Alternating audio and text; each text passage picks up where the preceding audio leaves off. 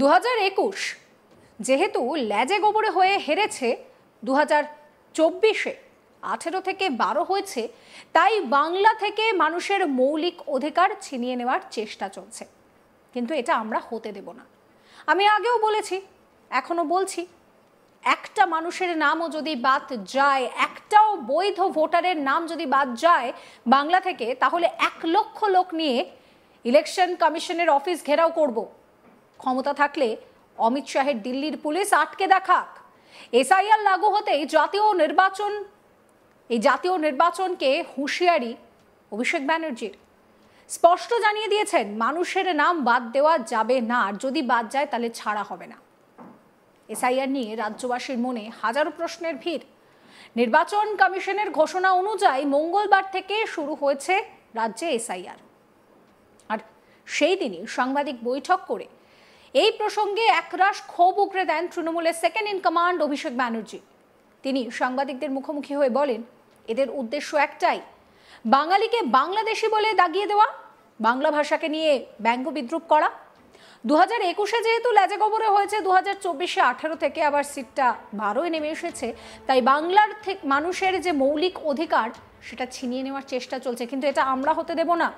আমি আগেও বলেছি, এখনো বলছি, একটা মানুষের নামও যদি বাদ যায়, একটা বৈধ ভোটারের নামও যদি বাদ যায় বাংলা থেকে, তাহলে 1 লক্ষ লোক ইলেকশন কমিশনের অফিসে নিয়ে গিয়ে ঘেরাও করব। ক্ষমতা থাকলে অমিত শাহের দিল্লি পুলিশ আটকে দেখাক। মানুষের ক্ষমতা আছে, সেটা জানতে হবে। কি বলছেন অভিষেক ব্যানার্জি, শোনাবো। এদের উদ্দেশ্য লক্ষ্য একটাই, বাংলাকে অপমান করা, বাঙালিকে বাংলাদেশি বলে আখ্যায়িত করা, বাংলা ভাষাকে ব্যঙ্গবিদ্রুপ করা। এবং যেহেতু 2021-এ লেজে গোবরে হয়ে হেরেছে, 2024-এ 18 থেকে 12 হয়েছে, তাই বাংলার মানুষের থেকে তার মৌলিক অধিকার ছিনিয়ে নেওয়া আমরা হতে দেব না। আমি আগেও যা বলেছি, আমি আজও তাই বলছি, একটা মানুষের যদি নাম বাদ যায়, একটা বৈধ ভোটারের যদি নাম বাদ যায়, বাংলা থেকে 1 লক্ষ লোক গিয়ে ইলেকশন কমিশনের অফিস ঘেরাও করবে। ক্ষমতা থাকলে অমিত শাহ দিল্লি পুলিশ আটকে দেখাক। কালকে সুপ্রিম কোর্টের অর্ডার দেখেছেন তো? হাইকোর্টে 1 গালে থাপ্পড় মেরেছে, সুপ্রিম কোর্ট আর 1 গালে থাপ্পড় মেরেছে। কেমন লাগলো? এত ক্ষমতা। আমি যখন নবজোয়ারে বলতাম, মানুষের ক্ষমতার আগে কারোর ক্ষমতা টেকে না। সে যত বড় নেতা ভাবুক নিজেকে, দেশের প্রধানমন্ত্রী হোক, রাষ্ট্রপতি হোক, কোনো প্রদেশের মুখ্যমন্ত্রী হোক, রাজ্যপাল হোক, কেন্দ্রীয় মন্ত্রী হোক, মানুষের ক্ষমতার আগে কারোর ক্ষমতা টেকে না। আমরা গেছিলাম দিল্লিতে বাংলার অধিকারের লড়াইয়ের স্বার্থে, বাংলার পাওনা চাইতে, বাংলার প্রকৃত প্রাপ্য চাইতে। টেনে হিঁচড়ে আমাদের বার করে দেওয়া হয়েছিল কৃষি ভবন থেকে। কে বার করেছিল? অমিত শাহর অধীনস্থ দিল্লি পুলিশ। এমনকি জনজাতি মূলবাসী তপশিলি যে প্রতিনিধিরা ছিল, মহিলাদেরও রেয়াত করেনি, চুলের মুঠি ধরে টানতে টানতে বীরবা হাঁসদাকে বার করেছে। আমার সাথে দোলা সেন ছিল, মহুয়া মৈত্র ছিল, মহিলাদের পর্যন্ত ছাড়েনি।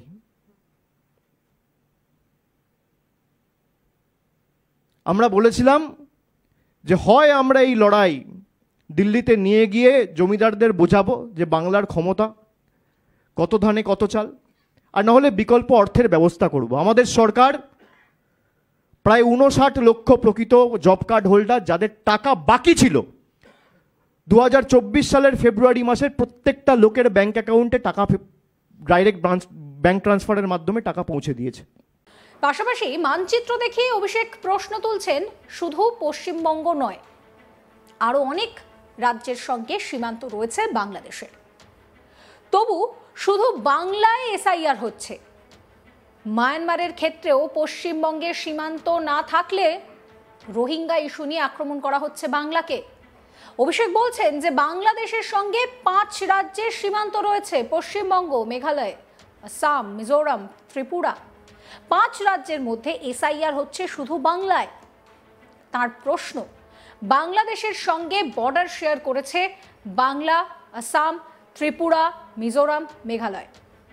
ত্রিপুরা থেকে বাংলাদেশি ধরা পড়েছে, আসামে রোহিঙ্গা ধরা পড়েছে। মায়ানমারের সঙ্গে বর্ডার শেয়ার করছে না বাংলা, অন্য রাজ্যগুলো করছে, তাহলে রোহিঙ্গা আসছে কোথা থেকে? তাহলে বাকি জায়গায় কেন এসআইআর হবে না? অভিষেক প্রশ্ন করছেন। তিনি আরো ম্যাপ দেখিয়ে বলছেন যে বিজেপি তো ম্যাপটাই বোঝে না, তাহলে কেন এত বড় বড় কথা বলছে? কি বলছেন অভিষেক ব্যানার্জি, শোনাবো। প্রথম যে ম্যাপটা আমি দেখালাম সেখান থেকে আমরা জুম ইন করে উত্তর পূর্বর দিকে গেলাম এবং সেখানে আপনারা দেখছেন মধ্যেখানে হলুদ রঙের যে ম্যাপটা রয়েছে সেটা বাংলাদেশের ম্যাপ। একদিকে রয়েছে বাংলা, একদিকে রয়েছে মেঘালয়, একদিকে রয়েছে আসাম, একদিকে রয়েছে ত্রিপুরা, একদিকে রয়েছে মিজোরাম, আর একদিকে রয়েছে ওয়েস্ট বেঙ্গল। বাংলাদেশের যে বর্ডার, আপনি যদি বর্ডার টু বর্ডার দেখেন তাহলে বাংলাদেশের বর্ডার শেয়ার করছে 5টা রাজ্য, ওয়েস্ট বেঙ্গল, মেঘালয়, আসাম, ত্রিপুরা, মিজোরাম।